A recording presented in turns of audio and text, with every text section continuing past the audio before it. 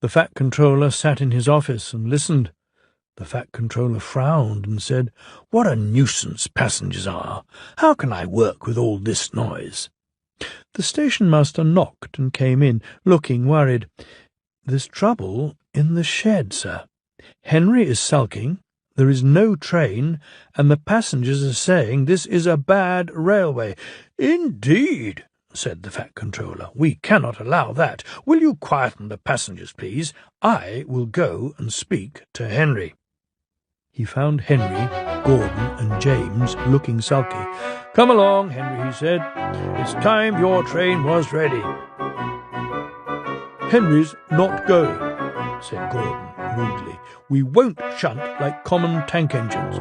We are important tender engines. You fetch our coaches and we will pull them.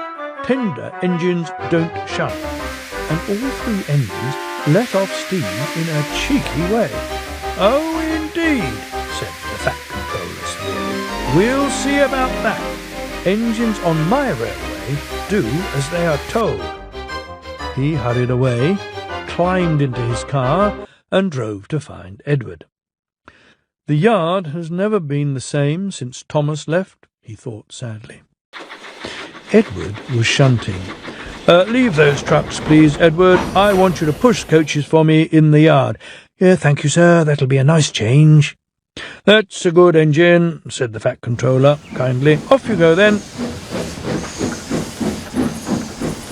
So Edward found coaches for the three engines, and that day the trains ran as usual. But when the Fat Controller came next morning, Edward looked unhappy. Gordon came clanking past, hissing rudely. "Bless me," said the Fat Controller, "what a noise!" "They all hiss me, sir," answered Edward sadly. "They say tender engines don't shunt, and last night they said I had black wheels." "I haven't, have I, sir?" "No, Edward, you have nice blue ones, and I'm proud of you. Tender engines do shunt, but all the same you would be happier in your own yard. We need a tank engine here."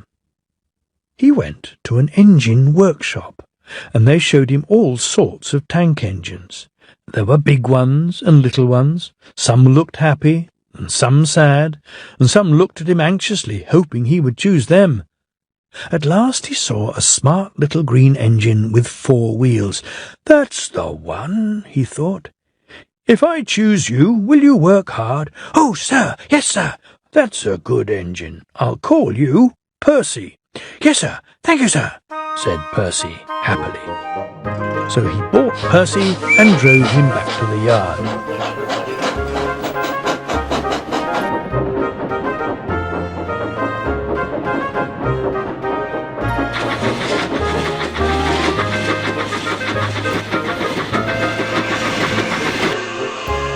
"Edward," he called, "here's Percy.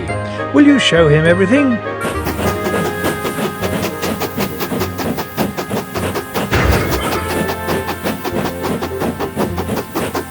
Percy soon learned what he had to do, and they had a happy afternoon.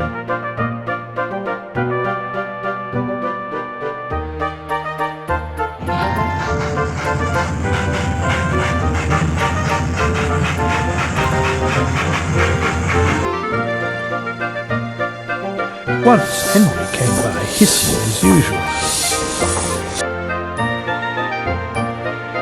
Said Percy suddenly. Henry jumped and ran back to the shed.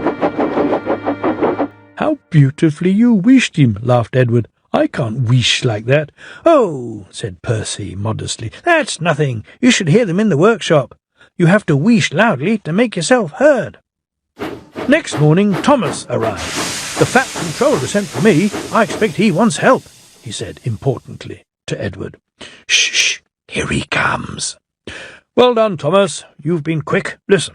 Henry, Gordon, and James are sulking. They say they won't shunt like common tank engines, so I have shut them up, and I want you both to run the line."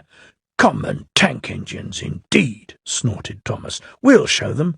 And Percy here will help too," said the Fat Controller. "Oh, sir, yes, sir, please, sir," answered Percy excitedly. Edward and Thomas worked along. Starting at opposite ends, they pulled the trains, whistling cheerfully to each other as they passed.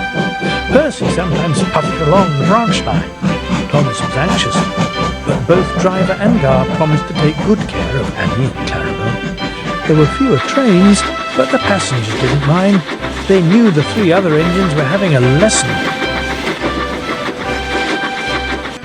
Henry, Gordon and James stayed shut in the shed and were cold, lonely and miserable.